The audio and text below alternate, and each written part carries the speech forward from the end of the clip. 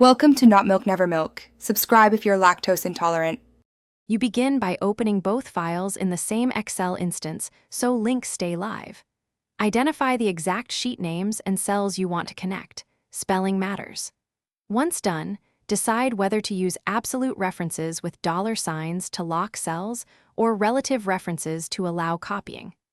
Now position the destination cell, because the next action will create the link immediately. This setup avoids broken links and makes the process predictable when you update or move cells. You create a link by typing equals in the destination cell, switching to the source workbook, and clicking the cell you want.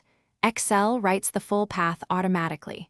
If linking within one workbook, use the sheet name, A1 format, or enclose names with spaces and quotes.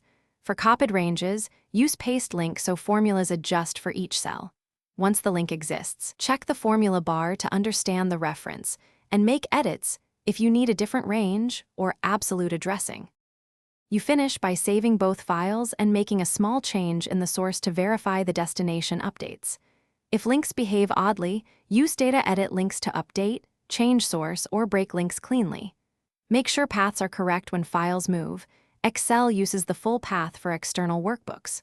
One key troubleshooting tip: if you see #ref or stale values, check that the source file is not renamed or deleted, and that you opened it in the same Excel instance.